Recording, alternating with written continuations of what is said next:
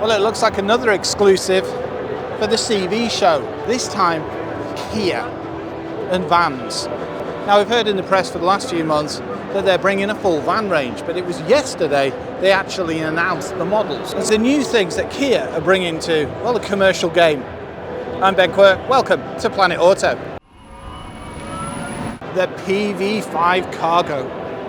But the question is, can the likes of these new vans take on, well, legends like the Transit? Well, it's got looks down pat.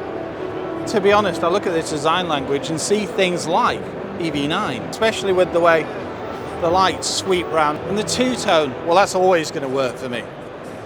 Just look at that colossal chunky bumper. Looks a van of dreams. When you look at it, you see traditional, but they've just modernized it and put, well, Kia's flair. Even the wheels. Fantastic looking. But look at this for a door handle. Nice, chunky, easy to grab. Wow. Look at that. I can just slide in. I do like a good old van. Solid.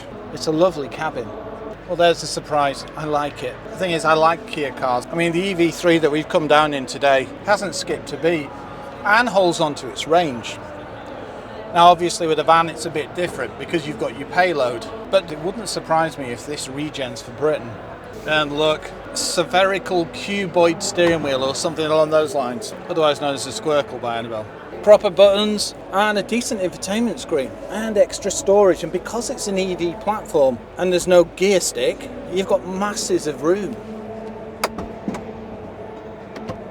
Look at that, you can even scan it so you can find out some more information. Manual seat, you just don't expect that, but when it comes to a commercial vehicle you want more range, so to use things that van drivers have used for years, it makes sense to manualise, or keep manual as it were. Centre area, we've got some cup holders, place for your phone, and this colossal thing where I could get, what, a laptop? Quite easily. Decent headroom as well.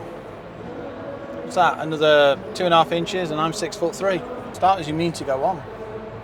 I love the way that your knees are here as well. If you've noticed the layout, you can see right out. The door is actually below my legs, which is an interesting feeling initially, but it makes it feel really open because look at the size of this side window.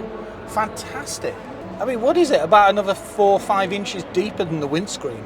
Not something you expect. Quarter light, and yes, full of hard plastics, but it's a robust work tool. Why wouldn't it be? Last thing you want to do is fill it full of leather and whatever and then get it all messed up. If you like this type of video, why not subscribe to the channel? You just hit the button on the right hand side. It's free and you'll get an alert every time we upload. Also, if you do like the video, why not give it a like? It all helps and it means we can get more cars. Thank you. It's there to do a job. Knowing Kia, they'll probably do it pretty well. LED lights, all the safety and tech you expect. Let's take a look at the back. Spacious enough. Yes, I can't stand up, I'm a giant, so that's to be expected. Reinforced bulkhead, how it'll affect range, weight, etc. Well, I think we'll have to get behind the wheel, won't we? I don't mind me just using this well, exceedingly good electric Kia van. We've even got a vice in here. Payloads, well, anything from 600 kilos up to about 800 kilos. That's the thing, this is going to tick boxes. Plus this something like 27,000 plus VAT. Kia have likely been working this one out for a while. They're even going to have 50 dealers on startup, and we'll start seeing vehicles in about July. But does that surprise you for the Kia, Hyundai and Genesis group? Not really. When they do something, they do it full on. And I reckon a lot of van makers are going to be thinking, we're going to have to watch this one. But no, first look at the PV5. Excellent. So you can go for your panel van, you can even go for crew cabs.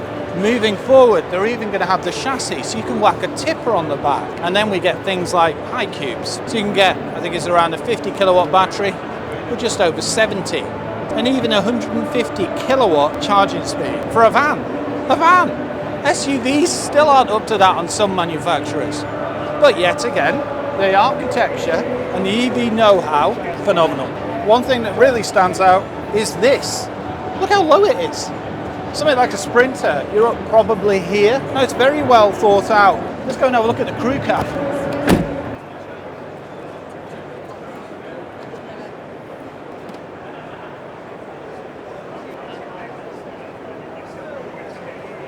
First look at PV5. Impressive.